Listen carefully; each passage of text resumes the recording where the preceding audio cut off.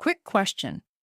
If I told you the wealthiest people you can name are carrying millions in debt right now, on purpose, and sleeping just fine, would you believe me? Because it's true. The difference is they don't see debt the way you were taught to. This is Moolah Masterminds, where we take the money moves the rich actually use and break them down so you can use them too. Today, how debt, the thing most people fear, becomes a machine that builds wealth. Let's break it down. Start here, because this is the whole game. There are two kinds of debt, and they pull in opposite directions. One kind drains you, the credit card balance from a weekend trip, the financed car dropping in value every mile, the buy now, pay later habit. Money leaves your pocket every month and never comes back. The other kind feeds you. It's money you borrow to buy something that earns more than the loan costs, a property that collects rent, a share of a business that turns a profit, tools that let a company produce more and sell more. Same word, debt, completely different outcome. Rich people aren't reckless with borrowing. They're just surgical about which kind they take on. Now, the part that does the heavy lifting, using money that isn't yours. Say you have $50,000. Option 1.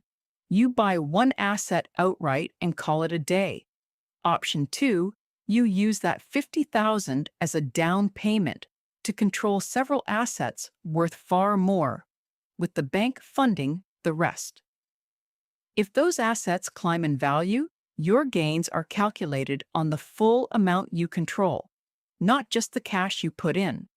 That's how a modest sum ends up controlling a fortune. The catch, and it's a real one, is that this cuts both ways. If the assets fall, your losses are magnified too. That's exactly why the wealthy borrow against things that are stable and income-producing, not lottery tickets.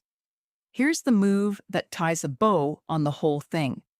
Picture someone sitting on a pile of appreciating assets, stocks, real estate, ownership in companies.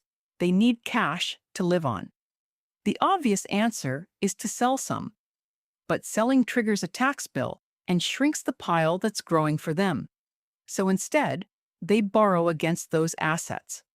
A loan isn't income, so there's no tax on the money they pull out. They cover their lifestyle with borrowed cash at a low interest rate, while the assets behind it keep compounding at a higher rate. The gap between the two is the profit. They're essentially renting money cheaply, so their wealth never has to stop growing. It feels like a magic trick, but it's just a rule book most people never got handed. You don't need a fortune to think this way today. Step 1. Sort your own debt into feeds me and drains me. Then attack the draining kind first, because paying 15 or 20% interest is the fastest way to stay stuck. Step 2. Once that's handled, start looking at borrowing as a tool, not a punishment.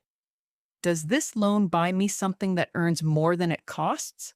If yes, it's working for you. If no, it's working against you.